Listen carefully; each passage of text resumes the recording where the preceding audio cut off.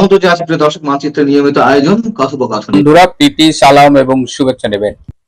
বাংলাদেশের একাধিকবারের নির্বাচিত প্রধানমন্ত্রী এবং বাংলাদেশ আওয়ামী লীগের সভানেত্রী শেখ হাসিনা দেশে ফিরছেন। তিনি কি আসলেই দেশে ফিরছেন নাকি এটি একটি রাজনৈতিক কৌশল? আজকে এটি নিয়েই আলোচনা করব। আপনারা জানেন যে গতকাল মঙ্গলবার সকালে কলকাতায় উপস্থিত বাংলাদেশ আওয়ামী লীগের ওয়ার্কিং কমিটির যারা রয়েছেন কলকাতায়, তাদের সাথে সভানেত্রী শেখ হাসিনার একটি ভার্চুয়াল মিটিং হয়েছে এবং সেখানে ওয়ার্কিং কমিটির সদস্য ছাড়াও আরো দুজন উপস্থিত ছিলেন। সেখানে নির্বাচনে জনগণ যে ভোট দিতে যায়নি, অধিকাংশ জনগণ নির্বাচনকে প্রত্যাখ্যান করেছে এবং আওয়ামী লীগের সভানেত্রীর আহ্বানে সাড়া দিয়েছে, সেটি নিয়ে আলোচনা হয়েছে। দেশবাসীকে অভিনন্দন জানানো হয়েছে। এছাড়াও মার্চ মাস একটি ঐতিহাসিক মাস, 7ই মার্চ, 26শে মার্চ, বঙ্গবন্ধুর জন্মদিন 17ই মার্চ, এই সব বিষয় উদযাপন নিয়ে কথা হয়েছে এবং সেখানে অনিবার্যভাবেই এসেছে যে কলকাতায় বর্তমানে আওয়ামী লীগের যে কয়েকজন নেতা অবস্থান করছেন তাদের দেশে ফেরা নিয়ে। কদিন আগে আমি একটি ফোন পেয়েছিলাম কলকাতা থেকে, আওয়ামী লীগের একজন কেন্দ্রীয় নেতা। তিনি আমাকে বলেছিলেন আমি যেন জননেত্রী শেখ হাসিনার সাথে একটু আলাপ করি এবং তিনি আমাকে যেটা বলেছিলেন যে তারা আসলে দেশে ফিরতে চায়। দেশে আইনের শাসন যদি থাকে, যদি আদালতে গেলে সুবিচার পাওয়া যায়, এটি নিশ্চিত হলে তারা দেশে ফিরে যাবে। এবং গতকালকের আলোচনায় সভানেত্রী শেখ হাসিনা বলেছেন যে নেতাদের রেডি হতে বলেছে, মানসিকভাবে রেডি হতে বলেছে এবং দেশে ফেরার জন্য তৈরি হতে বলেছে এবং দেশে ফিরে গিয়ে ফেস করতে হবে হোয়াট এভার দ্য সিচুয়েশন। এবং সেখানে আরো আলোচনা হয়েছে যে বাংলাদেশ আওয়ামী লীগের কার্যক্রমের উপরে বর্তমানে যে নিষেধাজ্ঞা রয়েছে, যেটি গত বছরের 12ই মে ডক্টর ইউনূস একটি সরকারি প্রজ্ঞাপনের মাধ্যমে এটি অ্যাপ্লাই করেছিল এবং সন্ত্রাস দমন আইন এইসব বিভিন্ন অধ্যাদেশে দেখিয়ে সম্পূর্ণ অবৈধভাবে সিনিয়র স্বরাষ্ট্র সচিব স্বাক্ষরিত একটা প্রজ্ঞাপনে আওয়ামী লীগের কার্যক্রম নিষিদ্ধ করা হয়েছিল। তো সেই কার্যক্রমের উপরে যে নিষেধাজ্ঞা সেটি তুলে নেওয়ার জন্য ওয়ার্কিং কমিটিতে আলোচনা করা হয় এবং আশা করা হয় যে সরকার সেটা তুলে নেবে। যদি তুলে না নেয় তাহলে আওয়ামী লীগ অবশ্যই আন্দোলনের পথে যাবে। তো এখন ইম্পর্টেন্ট বিষয় হলো যে আওয়ামী লীগের নেতারা তাদের মতো করে ফিরবে এবং নেতারাও অনেকদিন ধরে এটা ভাবছে যে এই 12ই ফেব্রুয়ারির পরে বিশেষ করে যে এখন তাদের ফিরে যেতে হবে। জেল বা গ্রেপ্তার এগুলো রাজনীতির খুব স্বাভাবিক অনুষঙ্গ এবং তারা রেডি টু ফেস। বাট বর্তমানে বা অ্যাটলিস্ট ইউনূসের আমলে যেভাবে আদালতগুলো ফাংশন করেছে, আসিফ নজরুল যেভাবে আদালতকে একেবারে মবের একটা স্বর্গরাজ্য বানিয়েছিল, সে অবস্থায় তো আসলে স্বেচ্ছায় ফেরা যায় না। কিন্তু এখন আশা করা যায় যে পরিস্থিতির উন্নতি হবে এবং দেশে অ্যাটলিস্ট মিনিমাম একটা স্ট্যান্ডার্ড মেনটেন করে আইনের শাসন প্রতিষ্ঠিত হবে।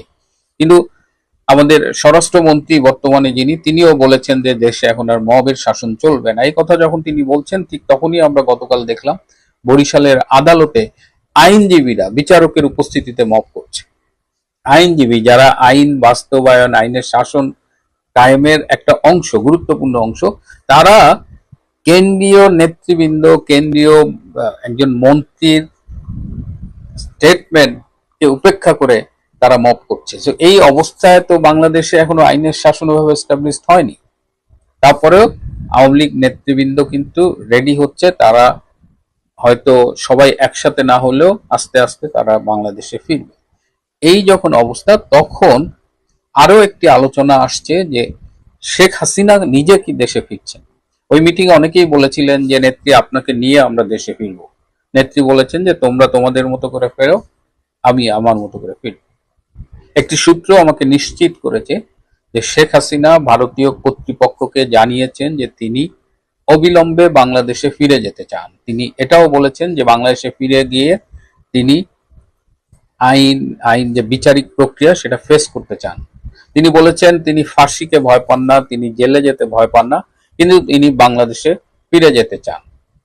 একটা টেকনিক্যাল সমস্যা হলো যে তার পাসপোর্ট বাতিল করা হয়েছে, সুতরাং শেখ হাসিনার এই মুহূর্তে কোনো পাসপোর্ট নেই। তারপরেও তিনি ভারতীয় কর্তৃপক্ষকে জানিয়ে দিয়েছেন তিনি ফিরতে চান, তার অভিপ্রায়ের কথা। এখন বাংলাদেশে তার ফেরার মতো পরিস্থিতি তৈরি হলে আমরা আশা করি তিনি ফিরবে, এবং নিশ্চিত মৃত্যুর মুখে আপনারা জানেন, এটা এখন সবাই জানে যে ভারতের মধ্যস্থতায় তাকে কিন্তু বাংলাদেশ থেকে নিয়ে যাওয়া হয়েছিল। না হলে সেদিন ওয়াকার এবং ইউনূসগণ যেভাবে প্ল্যান করেছিল, তাতে গণভবনেই তাকে নিষ্ঠুরভাবে হত্যা করা হতো। সেখান থেকে ভারত যেহেতু তাকে উদ্ধার করে নিয়ে গিয়েছে, তো ভারত নিশ্চয়ই তাকে কোনো একটা বিপদের মুখে ঠেলে দেবে না। কিন্তু আপনারা যারা শেখ হাসিনাকে চেনেন, আপনারা জানেন যে শেখ হাসিনা এর আগেও 2007 সালে একটা এরকম পরিস্থিতি হয়েছিল, তার দেশে ফেরার উপরে নিষেধাজ্ঞা জারি করেছিল সেই সময়ের 111 এর সরকার। কিন্তু তিনি তখন সব নিষেধাজ্ঞাকে উপেক্ষা করে সরকারকে বাধ্য করেছিলেন বেসিক্যালি সেই নিষেধাজ্ঞা প্রত্যাহার করতে, এবং তিনি দেশে ফিরে এসেছিলেন মে মাসে, এবং জুলাই মাসের 16 তারিখে তিনি গ্রেপ্তার হয়েছিলেন 2007 সালে। সুতরাং শেখ হাসিনা এবারও দেশে ফেরার জন্য উদ্গ্রীব হয়ে আছে, এবং আমরা আশা করি যে কিছু প্রয়োজনীয় মেকানিজম শেষ হলে তিনি অবশ্যই দেশে ফিরবেন। এদিকে শেখ হাসিনার দেশে ফেরার আলোচনা উঠতেই ঘুম হারাম হয়ে গেছে জামাত, এনসিপি এবং তাদের পক্ষে সামাজিক যোগাযোগ মাধ্যমে যারা দালালি করেন বা ইউটিউবিং করেন। আপনারা দেখবেন যে এখন সব শিয়ালের এক রায়ের মতো সেই আসিফ মাহমুদ বলেন, সার্জিস বলেন, হাসনাত বলেন বা তাদের সমর্থনে যেসব ইউটিউবার আছেন, সবাই একটা আওয়াজ তুলেছে যে বিএনপির উচিত হবে না আওয়ামী লীগের কার্যক্রমের উপরে যে নিষেধাজ্ঞা সেটি তুলে নেওয়া, বিএনপির উচিত হবে না আওয়ামী লীগের নেতৃবৃন্দকে দেশে ফিরে আসার সুযোগ দেওয়া, এবং তারা একটা ভুল ন্যারেটিভ প্রচার করছে যে এর আগে 1981 সালে জিয়াউর রহমান শেখ হাসিনাকে দেশে ফিরতে দিয়ে ভুল করেছিলেন, এবং তার পরিণতিতে অল্প কয়েকদিনের মধ্যে জিয়া নিহত হয়েছিলেন, জিয়া খুন হয়েছিলেন। কিন্তু যারা এই ন্যারেটিভটি প্রচার করছেন তারা ইতিহাসের সত্যকে লুকানোর চেষ্টা করছেন। শেখ হাসিনা 1981 সালের 17ই মে যে বাংলাদেশে ফিরে এসেছিলেন সেটি কারো দয়ায় নয়, কারো অনুগ্রহে নয়। 1981 সালের ফেব্রুয়ারিতে আওয়ামী লীগের সম্মেলনের অনুপস্থিতিতে শেখ হাসিনাকে সভাপতি নির্বাচিত করা হয়েছিল, এবং তখন তিনি সিদ্ধান্ত নেন দেশে ফেরার, এবং সবার সাথে আলোচনা করে 17ই মে তিনি বাংলাদেশে ফেরেন। এবং জিয়াউর রহমান সর্বোচ্চ চেষ্টা করেছিলেন যেন শেখ হাসিনা দেশে ফিরতে না পারেন। এমনকি শেখ হাসিনা প্রত্যাবর্তন ঠেকানোর জন্য কমিটিও করা হয়েছিল। একটা কমিটির আহ্বায়ক ছিল সেই সময়ের জাতীয় সংসদের স্পিকার মির্জা গোলাম হাফিজ। তাহলে জিয়াউর রহমান কি করে শেখ হাসিনাকে আসতে দিলেন? এবং জাতিসংঘের যে বিশ্বজনীন মানবাধিকারের ঘোষণাপত্র আছে সেখানেও বলা আছে যে কেউ তার মাতৃভূমিতে যে কোনো মুহূর্তে ফিরে আসতে পারে, এটা একটা সার্বজনীন মৌলিক মানবাধিকার। সুতরাং শেখ হাসিনা 1981 সালে জীবনের ঝুঁকি নিয়ে এসেছিলেন। জিয়াউর রহমান চেষ্টা করেছিলেন তার প্রত্যাবর্তন ঠেকাতে, পারেননি। জিয়াউর রহমানের হত্যাকাণ্ড একটি সম্পূর্ণ আলাদা ঘটনা, এর সাথে শেখ হাসিনার প্রত্যাবর্তনের কোনো সম্পর্ক নাই। এবং আওয়ামী লীগের পক্ষ থেকে বারবার দাবি তোলা হয়েছিল যে জিয়া হত্যার প্রকৃত খুনিদের আইডেন্টিফাই করা হোক, বিচার করা হোক। কিন্তু বিএনপির পক্ষ থেকে খুবই সারপ্রাইজিং একটা ব্যাপার যে তারা জিয়াউর রহমান হত্যার প্রকৃত বিচার করতে কখনো আগ্রহী হয়নি। সুতরাং শেখ হাসিনা ফিরবে, বিএনপির বর্তমান সরকারে রয়েছে, তারা তাদের মতো অবস্থান নেবে, তারা কি করবে না করবে এটা তাদের ব্যাপার। কিন্তু শেখ হাসিনা যদি ফিরতে চায় তিনি ফিরবেন, এবং শেখ হাসিনার ফিরলে বর্তমান বিএনপির বা তারেক রহমানের কোনো সমস্যা হবে না। শেখ হাসিনা ফিরলে সমস্যা হবে ওই জামাত, ওই এনসিপি কিংবা তাদের পক্ষে যারা ইউটিউবিং করেন তাদের সমস্যা হবে। যদি আওয়ামী লীগ না আসে তাহলে জামাত এনসিপি মিলে আন্দোলন করে বিএনপিকে তটস্থ রাখতে পারবে। কিন্তু যদি আওয়ামী লীগ ফিরে আসে তাহলে বাংলাদেশের রাজনীতির মাঠে একটা ভারসাম্য তৈরি হবে, এবং জামাত এনসিপির মতো এইসব ভুইফোড় শক্তিগুলো, আগাছাগুলো তারা রাজনীতিতে কর্নার্ড হয়ে যাবে। আজকের বাস্তবতায় এটা প্রমাণিত যে বাংলাদেশের রাজনীতি আসলে দ্বিদলীয়, মানে একদিকে বিএনপি তার জোট এবং আরেকদিকে আওয়ামী লীগ এবং তার জোট, এবং এটাই বাংলাদেশের জন্য সবচেয়ে ভালো। আমরা দেখলাম ডক্টর ইউনূসকে নিয়ে একদম নোবেল বিজয়ী, বিশ্ব হ্যান ত্যান কত কিছু, কিন্তু দেখলাম যে মাত্র 18 মাসে একটা উন্নতির দিকে ধাবমান একটা দেশকে কিভাবে ফোকলা করে দিয়েছে, সেই দেশের অর্থনীতিকে একদম ধ্বংস করে দিয়ে গেছে, ব্যাংক সিস্টেমটাকে একদম তছনছ করে দিয়ে গেছে। সুতরাং বাংলাদেশের রাজনীতিতে বিএনপি আছে, আওয়ামী লীগও থাকবে, এবং এটাই বাংলাদেশের জন্য বেস্ট অপশন। শেখ হাসিনা ফিরবেন। এখন অনেকেই আমাকে হয়তো জিজ্ঞেস করবেন যে তিনি কবে ফিরবেন। এক্স্যাক্টলি তারিখটা এই মুহূর্তে বলা যাচ্ছে না, কিন্তু তিনি ফিরবেন এবং সম্ভাব্য দ্রুততম সময়ে তিনি আসসালামু আলাইকুম বাংলাদেশে ফিরবেন। রহমতুল্লাহি ওবরাকাতুহু। সম্মানিত দর্শক, ত্রয়োদশ জাতীয় সংসদ নির্বাচনের পর তড়িঘড়ি করে সরকার গঠন, প্রধানমন্ত্রী পদে তারেক রহমান সাহেবের অভিষেক এবং ঘটা করে ক্ষমতা গ্রহণ, মন্ত্রী পরিষদের কার্যক্রম, এই জিনিসগুলো যখন চলছে, ঠিক সেই সময়টিতে পর্দার আড়ালে কি কি ঘটছে আমরা খুব দ্রুত অনেকগুলো ঘটনা ঘটতে দেখলাম। সেনাবাহিনীতে কতগুলো গুরুত্বপূর্ণ পদে পরিবর্তন এলো, পুলিশের আইজি, মেট্রোপলিটন পুলিশ কমিশনার, তারপর র্যাবের যিনি প্রধান, তারা কেউ পদত্যাগ করলেন বা পদত্যাগে বাধ্য হলেন এবং সে পদে নতুন লোক নিয়োগ হলো। ইনস্ট্যান্টলি বাংলাদেশ ব্যাংকের গভর্নরকে গদিচ্যুত করা হলো এবং সেখানে নতুন গভর্নর নিয়োগ দেওয়া হলো। আমি যখন এই ভিডিওটি করছি তখন হাসান এস মনসুর তিনি পত্রিকায় বলেছেন যে আমি পদত্যাগ করিনি, আমাকে বরখাস্ত করা হয়েছে, এমন কোনো আদেশ পাইনি, অফিসে গন্ডগোল হচ্ছিল, এই জন্য আমি বাসায় চলে এসেছি। মানে তাকে গদি ছাড়া করার জন্য, অফিস থেকে তাড়ানোর জন্য মব তৈরি করা হয়েছে, বিক্ষোভ করা হয়েছে বাংলাদেশ ব্যাংকের ভিতরে। বাংলাদেশ ব্যাংকের দীর্ঘ জীবনে এরকম কোনো গভর্নরকে তাড়ানোর জন্য মব তৈরি করা হয়েছে এটি আমার জানা ছিল না বা জানা নেই। আমি দীর্ঘদিন ওই বাংলাদেশ ব্যাংক কলোনিতে থেকেছি এবং জনাব সেগুপ্ত বক্ত চৌধুরী যখন বাংলাদেশ ব্যাংকের গভর্নর ছিলেন, ঠিক ওই সময়টিতে আমি নিয়মিত বাংলাদেশ ব্যাংকে যেতাম। তো তখন থেকে একজন গভর্নরের যে মর্যাদা, তার ক্ষমতা, গভর্নর হাউস, মানে এটার প্রতি যে মানুষের একটা সম্মান, সম্ভ্রম, এমনকি বাংলাদেশ ব্যাংকে যারা চাকরি করেন পিয়ন পদে, তাদেরকেও অন্যান্য ব্যাংকের যারা লোকজন যেভাবে সম্মান সমীহ করতেন, ঠিক সেই জায়গাটিতে আমরা আমাদের রাজনীতি এমন পর্যায়ে ঢুকিয়ে ফেলেছি, নিজেদের পছন্দের মতো লোককে গভর্নর বানাচ্ছি, আর প্রয়োজন শেষে সেই পছন্দের লোক যখন প্রতিপক্ষের কবলে পড়ছে তাকে ঘাড় ধাক্কা দিয়ে, চড় থাপ্পড় দিয়ে, গালাগাল দিয়ে তারা আমরা সেখান থেকে বের করছি। মানে এখানে আসলে হাসান মনসুর সাহেবকে যে চড় থাপ্পড় দেওয়া হয়েছে আমি কিন্তু কথা বলিনি। মানে আমাদের একটা যদি সুযোগ থাকতো, ক্রোধ রাগ এমন পর্যায়ে যে আমরা যাকে অপছন্দ করি বা যার প্রয়োজন শেষ হয়ে যায় তাকে আমরা ওভাবে ঘাড় ধাক্কা দিয়ে বের করি। হাসান মনসুর সাহেবের সঙ্গে আমার ব্যক্তিগত সম্পর্ক খুব ভালো ছিল, মন্দ হয়নি। এমন সম্পর্ক ছিল যে সম্পর্ক নিয়ে মানে ওনার কাছে বেশ কয়েকবার যাওয়া আসা যেত, ওনাকে দিয়ে যে কোনো কাজ করানো যেত, অ্যাটলিস্ট ওনার অফিসে চা খাওয়া যেত বা ওনাকে আমার অফিসে দাওয়াত করা যেত, এরকম একটা সম্পর্ক ছিল। কিন্তু এই যে ওনার দীর্ঘকালীন সময় মানে উনি ওখানে কাজ করছেন ইসচোকে, এই পর্যন্ত আমার সবার শেষ ছিল, কিন্তু তাকে কখনো টেলিফোন করা বা তার কাছে সুযোগ সুবিধা নেওয়া এ কথা মাথায় আসেনি। এখন ধরুন এই যে এখন যারা ক্ষমতায় আছেন, ইনক্লুডিং প্রাইম মিনিস্টার সহ যত মন্ত্রীরা আছেন, কেউ বড় ভাই, কেউ ছোট ভাই, কেউ বন্ধু, একজন মিনিস্টার নেই মানে যার সঙ্গে আমার ব্যক্তিগত সম্পর্কটা নেই। কিন্তু দেখবেন আল্লাহ জীবিত রাখলে মরে গেলেও এদের কাউকে আমার টেলিফোন করা হবে না, এইটা আমার মধ্যে নেই। কিন্তু যেটা লক্ষ্য করেছেন অনেকেই যে সম্পর্ক নেই, কিন্তু অনেকেই এখন মন্ত্রীকে দুলাভাই বানিয়ে ফেলছেন, অনেকে মন্ত্রীকে মামু বানিয়ে ফেলেছেন, খালু বানিয়ে ফেলেছেন। এটা হলো আমাদের দেশের মানুষের একটা চরিত্র। হাসান মনসুর সাহেবকেও অনেকে দুলাভাই বানিয়ে ফেলেছিলেন গত 17 মাসে, অনেকে তাকে শ্যালক বানিয়ে ফেলেছেন, অনেকে তাকে মামু বানিয়ে ফেলেছিলেন।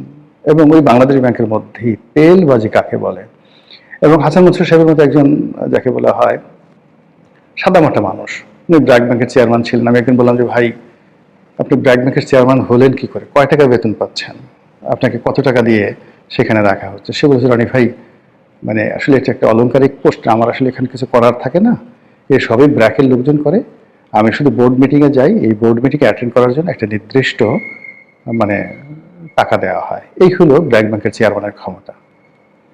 তো সেই মানুষটি যখন সেই বাংলাদেশ ব্যাংকের গভর্নর হিসেবে বসলেন, আমি তো অবাক, তার অনেক রাগ হয়ে গেল, তার অনেক দাম হয়ে গেল, তার সেই সরলতা রইল না, তার কিছু দুর্নাম হয়ে গেল, বদনাম হয়ে গেল, এবং তার চারিদিকে শুধু দালাল ফড়িয়ারা মানে রীতিমতো ভিড় করলো। এবং সেই দালাল ফড়িয়াদের একটা বিরাট অংশ আজকে এই ভিডিও যখন আমি করছি 25 তারিখে ফেব্রুয়ারি মাসের, তখন তাকে বাংলাদেশ ব্যাংক থেকে অপমানজনকভাবে তাড়িয়ে দেওয়া হয়েছে। এই যে একটা মব, এটা খুব একটা জঘন্য মব। ইনুস জামানাতে যে মব হয়েছিল, সুপ্রিম কোর্টে গিয়ে বিচারপতিদেরকে যেভাবে পদত্যাগে বাধ্য করা হয়েছিল, এই মব তার চেয়ে কোনো অংশে কম নয়। এটা কি থামবে না? তার আগে, কয়েকদিন আগে, একদিন বা দুদিন আগে যেটা হলো, বরিশাল যে জজ কোর্ট বা মানে ওখানকার মেট্রোপলিটন কোর্ট আছে, সেখানকার কোর্টে চিফ জুডিশিয়াল ম্যাজিস্ট্রেট থাকেন। তো সেই চিফ জুডিশিয়াল ম্যাজিস্ট্রেটের অফিস থেকে একজন আওয়ামী লীগ নেতা, যিনি বরিশাল জেলা আওয়ামী লীগের সেক্রেটারি তালুকদার মোহাম্মদ ইউনুস, আমার সঙ্গে এমপি ছিলেন। অনেক সিনিয়র মানুষ, কিন্তু বয়স হবে কত, 74-75 বছর বয়স হবে, কিন্তু দেখে বোঝা যায় না। নিপাট ভদ্রলোক। বরিশালের এমন কোনো ক্রিমিনাল নেই, এমন কোনো আওয়ামী লীগ বিরোধী শক্তি নাই যারা এই ভদ্রলোক সম্পর্কে একটা বাজে কথা বলতে পারে। তিনি অত জনপ্রিয় নন, কিন্তু মানে তার সরলতার জন্য, তার সততার জন্য তিনি সর্বজন শ্রদ্ধেয়। এই মানুষটি পালিয়েছিলেন। তো এই মানুষটি পালিয়েছিলেন, তার অপরাধ তিনি আওয়ামী লীগ করেন। তার দ্বিতীয় অপরাধ হলো তিনি আবুল হাসনাত আবদুল্লাহর বিশ্বস্ত লোক। এই দুটো ছাড়া আর তার কোনো অপরাধ নেই। তো যাই হোক, তাকে কোর্ট জামিন দিয়েছে। আর জামিন দেওয়ার পর ওখানকার যারা আইনজীবী, সরকার দলীয় আইনজীবী, বিএনপি পন্থী আইনজীবী, তারা সেই কোর্টের মধ্যে যে তাণ্ডব করেছে, যে মব করেছে, এটা দেখার মতো নয়। যদিও সরকার খুব তড়িৎ যে সিদ্ধান্ত নিয়ে আইনজীবী সমিতির যিনি সভাপতি তাকে আটক করেছেন, তো এটা স্বস্তিদায়ক। কিন্তু যে ঘটনাটা আইনজীবীরা ঘটিয়েছেন, এটি অ্যালার্মিং, ভীষণ রকম অ্যালার্মিং। অ্যালার্মিং এই কারণে যে তাদের বুঝতে হবে যে বাতাস আগের মতো নেই। এই যে তাদের প্রধানমন্ত্রী আওয়ামী লীগের রাষ্ট্রপতির হাত ধরে ঘুরছেন, আওয়ামী লীগের রাষ্ট্রপতি বলছেন আমরা খুব মানে আমি এই মুহূর্তে মানে একেবারে হাঁপ ছেড়ে বেঁচেছি, অনেক ভালো আছি।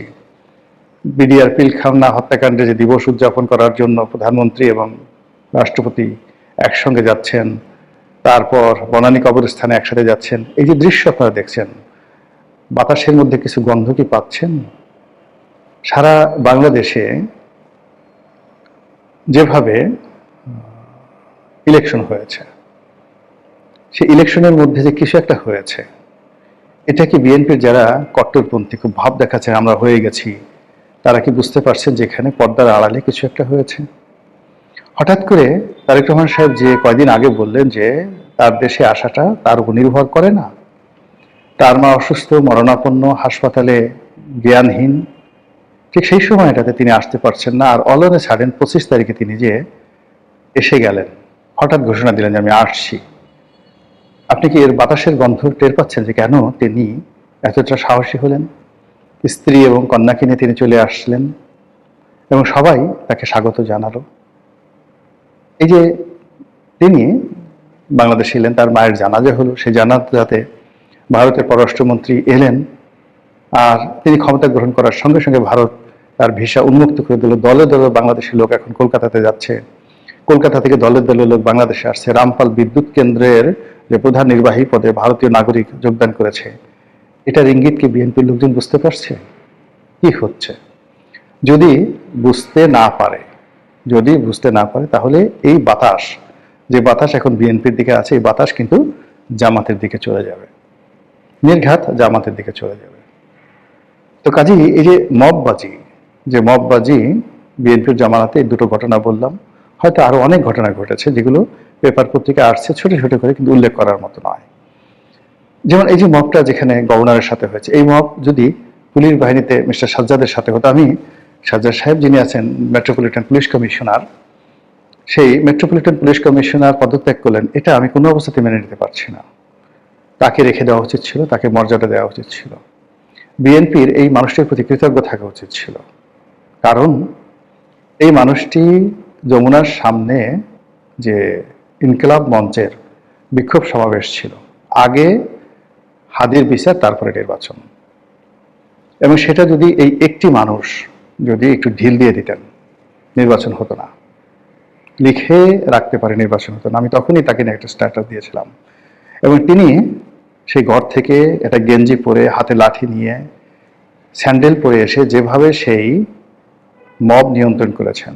যমুনা সামনে যে নাটক হচ্ছিল, এই গত 17 মাসে যমুনার সামনে অনেক নাটক হয়েছে, সেই নাটকের বিনিময়ে বহু ইতিহাসের যে পালা বদল হয়ে গেছে বাংলাদেশে। তো সেই নাটক করতে দেয়া হয়নি। যে সাজ্জাদ সাহেব এত বড় একটা কাজ করলেন, তার পুরস্কার কি হলো? বিএনপি ক্ষমতা আসার সঙ্গে সঙ্গে তিনি পদত্যাগ করতে বাধ্য হলেন। এটা ঠিক না। এই সময়টাতে এই যে বিএনপিতে ক্ষমতা আনার পেছনে মিস্টার বাহার আইজি, তার একটা বিরাট ভূমিকা ছিল। সঙ্গে সঙ্গে 15 দিন পরেও করা যেত, কিন্তু সঙ্গে সঙ্গে তাকে এখান থেকে বাদ দিতে হবে। এই কাজগুলো ভালো হয়নি। সাজ্জাদ সাহেব বা র্যাবের যিনি কর্তা, তাকেও চলে যেতে হলো। 1 সপ্তাহ পরে যেতে পারত বা 1 মাস পরে যেতে পারত। তো যা কিছু হচ্ছে এখানে এই সময়টাতে খুব দ্রুততার সাথে হচ্ছে। এত ভালো নয়। এত দ্রুত যখন কোনো কিছু করতে যায় কেউ, আমরা যেভাবে চা খেতে গিয়ে খুব তাড়াতাড়ি খেতে গিয়ে জিহ্বা পুড়িয়ে ফেলি, এভাবে অনেক কিছু দ্রুত করতে গিয়ে অনেকে জিহ্বা পুড়িয়ে ফেলতে পারেন। ফলে বিএনপি জমানাতে যে মব যে কয়টি হয়েছে, এই পর্যন্ত ক্ষান্ত হন, এরপরে যেন কোনো মব না হয়, তাহলে আবার সেই মবের রাজত্ব তৈরি হবে এবং যারা চলে গেছেন তাদের মধ্যে ঐক্য তৈরি হয়ে যাবে। এমনকি দেখবে যে ডক্টর মোহাম্মদ ইউনূস, আমেরিকা, তারপর ভারত, শেখ হাসিনা, দিল্লি, জামাত সব একসাথে হয়ে গেছে। এখানে দেখেন এখনো পর্যন্ত আমেরিকা খলিলুর রহমান সাহেবকে নেওয়া হয়েছে, কিন্তু আমেরিকা এই সরকারের উপর ওইভাবে গ্রিন সিগন্যাল দিয়েছে। এখনো সব দেশ, চায়না এসে দাওয়াত দিচ্ছে আমাদের দেশে আসেন, জাপান বলছে আমাদের দেশে আসেন, কিন্তু আমেরিকা এখনো পর্যন্ত তার দেশে নিতে তারেক রহমান সাহেবকে দাওয়াত দেয়নি এখন পর্যন্ত। আমেরিকা ভ্রমণের দাওয়াত এখনো দেয়নি। ডোনাল্ড ট্রাম্প একটা চিঠি লিখেছেন, খুবই অবমাননাকর, এবং সেখানে তিনি যে শব্দটি উচ্চারণ করেছেন ডিসাইসিভ। বাংলাদেশের সঙ্গে আমেরিকা যে চুক্তিগুলো হয়েছে ইউনূস জামানাতে, এই চুক্তিগুলো যদি বাস্তবায়ন হয় তাহলে কি হবে? দেশের যে দীর্ঘকালের ইতিহাস রয়েছে, ঐতিহ্য রয়েছে, সেই চুক্তি বাস্তবায়নের ফলে সব কিছু পরিবর্তন হয়ে যাবে।